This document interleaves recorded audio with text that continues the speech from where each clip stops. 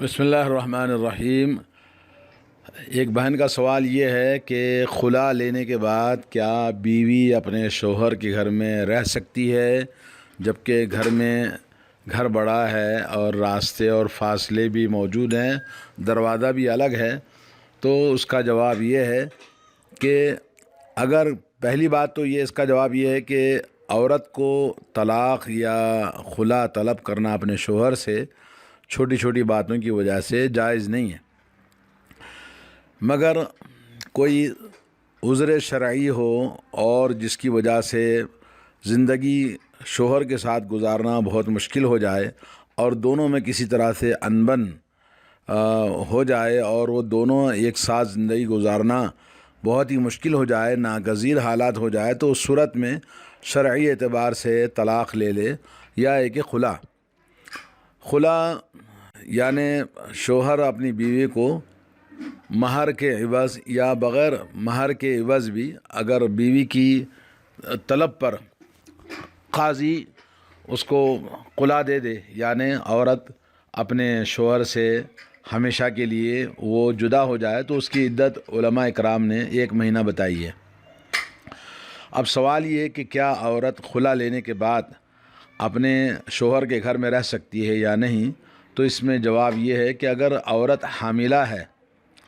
تو عورت حاملہ اگر ہے، خلا لینے کے بعد بھی شریعت نے اس کو حکم دیا ہے کہ اس کو نان و نفقہ دے اور اس کو سکن بھی دے، اپنے شوہر کے حساب میں وہ رہے گی اور شوہر کے حساب میں کھائے گی پیے گی، اس لیے کہ اس کے پیٹ میں جو بچہ ہے اس کے شوہر کا ہے۔ علامہ ابن قدامہ رحمۃ اللہ علیہ کتاب المغنی میں فرماتے ہیں، الرجل اذا طلق امرأتہ طلاقا بائنا، اگر کوئی آدمی اپنی بیوی کو طلاق بائن دیتا ہے اور وہ چاہے وہ 3 طلاق ہو یا خلا کے ذریعے ہو، اور جب دونوں کے درمیان یا فسخ کر دیا جائے اور اس صورت میں کہ عورت حاملہ ہو، تو عورت کے لیے نان و نفقہ اور سکن دونوں اہل علم کا اجماع ہے کہ اس کا حق ہے، دینا چاہیے، کیونکہ اللہ عز و جل کا فرمان ہے، اسکنوہن من حیث سکنتم من وجدکم ولا تضاروہن لتضیقوا علیہن وان کن اولات حمل فانفقوا علیہن حتی یضعن حملہن۔ تو اللہ تعالیٰ نے سورہ طلاق میں فرمایا کہ عورتوں کو سکن دو، اور اپنے ہی سکن میں جہاں تم رہتے ہو وہاں ان کو سکن دینا چاہیے اور ان کو تنگ نہیں کرنا چاہیے اور ان کو نقصان نہیں پہنچانا چاہیے۔ اگر وہ حالت حمل میں ہیں تو حالت حمل میں حاملہ عورت کو نان و نفقہ ان کو ادا کرنا یہاں تک کہ وضع حمل ہو جائے، یعنی ڈیلیوری ہونے تک۔ اور بعض احادیث جس میں حضرت فاطمہ بنت قیس کا جو قصہ آتا ہے، تو جس میں اللہ کے نبی صلی اللہ علیہ وسلم نے فاطمہ بنت قیس جب انہوں نے خلا لے لیا تو اللہ کے نبی صلی اللہ علیہ وسلم نے فرمایا کہ لا نفقۃ لک الا ان تکونی حاملا۔ اللہ کے نبی صلی اللہ علیہ وسلم نے فرمایا کہ تمہارے لیے کوئی نفقہ نہیں ہے، یعنی نفقہ بھی نہیں، سکن بھی نہیں، الا ہے کہ تم اگر حامل ہو، حمل سے ہو، تو پھر تمہارے لیے ہو سکتا ہے، کیونکہ حمل وہ شوہر کی اولاد اس کے پیٹ میں ہے، تو ایسی صورت میں شوہر پر لازم ہے کہ اس کو نان و نفقہ دے، اور اگر حاملہ نہیں ہے تو بالاتفاق اس کے لیے کوئی نان و نفقہ بھی نہیں ہے اور سکن بھی نہیں ہے، عورت کو وہاں سے نکل جانا چاہیے۔ تو شوہر کے لیے واجب ہے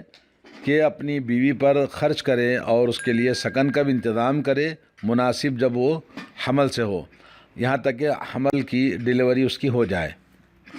عورت کا خلا لینے کے بعد یا طلاق بائن ہونے کے بعد میں اپنے شوہر کے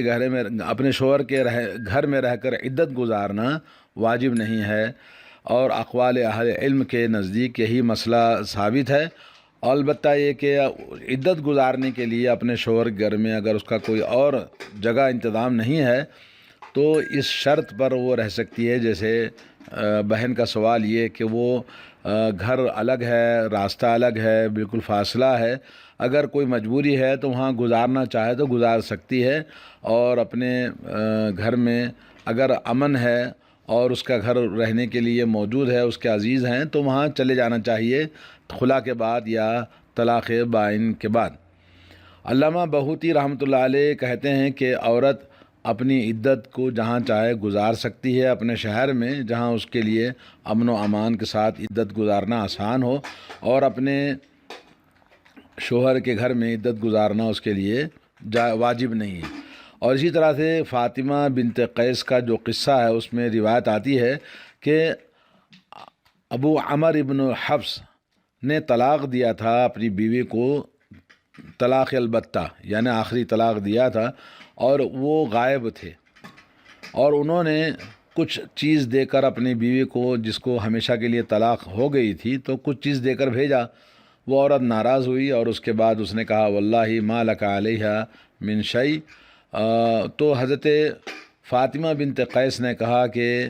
تمہارے لیے اس عورت کو کچھ دینے کی ضرورت نہیں ہے، اس کا حق ختم ہو گیا طلاق البتہ کے بعد، جیسے خلا کے بعد میں طلاق بائن ہو جاتی ہے۔ اس کے بعد وہ عورت رسول اللہ صلی اللہ علیہ وسلم کے پاس آئی اور واقعے کو ذکر کیا، تو رسول اللہ صلی اللہ علیہ وسلم نے فرمایا لیس لک علیہ نفقۃ ولا سکنا۔ جب طلاق البتہ ہو گئی یعنی طلاق بائن ہمیشہ کی جو طلاق ہو گئی جیسے خلا ہے، تو اس میں نہ آپ کے لیے نفقہ ہے اور نہ آپ کے لیے سکن ہے۔ وَأَمَرَهَا أَن تَعْتَدَّ عِنْدَ أُمِّ شُرَيْك، بلکہ اللہ کے نبی صلی اللہ علیہ وسلم نے اس عورت کو حکم دیا کہ اپنی عدت تم ام شریک کے گھر میں جا کے گزارو۔ پھر فرمایا تلک امرات غشاها اصحابی، پھر اس کے بعد آپ نے کہا کہ وہ عورت وہ اپنے ہمارے ساتھیوں کو اس نے دھوکہ دیا ہے، اس لیے تم ایسا کرو کہ اعتدی فی بیتی ام مکتوم، فی بیتی ابن ام مکتوم، یعنی عبداللہ ابن ام مکتوم کے گھر میں جا کر تم عدت گزارو۔ یہ حدیث متفق علیہ ہے، اور یہ کشاف القناع جو کتاب ہے اس کے اندر لکھا ہوا ہے، اور شیخ محمد بن صالح العثیمین کا فتویٰ ہے اذا طلقت الطلقۃ الثالثہ، 3 طلاق اگر ہو جائے عورت کو اور اپنے شوہر کے گھر میں ہے، تو اس کے لیے جائز نہیں ہے کہ اپنے شوہر کے گھر میں باقی رہے، اور میاں بیوی کے درمیان خلوت بھی نہیں ہونا چاہیے، اور راستے اگر الگ الگ ہیں، گھر بالکل الگ ہے، شوہر سے کسی طرح ملاقات نہیں ہو سکتی ہے، تنہائی نہیں ہو سکتی ہے، تو ایسی صورت میں اگر وہ رہتی ہے تو کوئی حرج نہیں ہے عدت تک، اور اس کے لیے بہتر ہے کہ اپنے گھر والوں کے پاس چلی جائے، اور جب وہاں تو اس کے لیے کوئی سکن نہیں ہے تو پھر اس صورت میں وہی آدمی جو اس کا شوہر ہے 3 طلاق جس نے دے دیا ہے، تو اس کے لیے ضروری ہے کہ وہ 3 طلاق کے بعد میں وہاں باقی نہ رہے بلکہ نکل جائے وہاں سے، کیونکہ وہ ہمیشہ کے لیے اس کے لیے جدا ہو گئی ہے، تو اس کے لیے حلال نہیں ہے جی۔ اور اس طرح سے اس کے لیے وہ عورت اپنے شوہر سے تنہائی میں ملنا بھی اس کے لیے حرام ہے، اور اس کے ساتھ رہنا بھی اس کے لیے جائز نہیں ہے، بلکہ وہ عورت اپنے گھر والوں کی طرف چلی جائے، جیسا کہ فتاوی نور علی الدرب کے اندر یہ بات بتائی گئی ہے۔ اور خلا لینے والی عورت کے لیے ایک عدت کی جو مدت ہے ایک حیض ہے، جیسا کہ نبی علیہ الصلوۃ والسلام نے ثابت بن قیس کی بیوی کو حکم دیا تھا جب انہوں نے خلا لیا اپنے شوہر سے کہ ایک حیض عدت گزارے، اور اس کے بعد وہ عدت اس کی ختم ہو جائے گی، جہاں چاہے شادی کر سکتی ہے، جیسا کہ یہ حدیث امام ترمذی نے روایت کیا اور شیخ البانی نے اس کو صحیح قرار دیا ہے۔ خلا لینے کے بعد میں اگر عورت چاہتی ہے کہ دوبارہ پھر اسی شوہر سے سمجھوتا کرنے کے بعد اگر ملنا چاہتی ہے، تو پھر نکاح جدید اور مہر جدید کے ساتھ میں دوبارہ ان کی شادی ہو سکتی ہے۔ اور یہ عدت کے بارے میں جو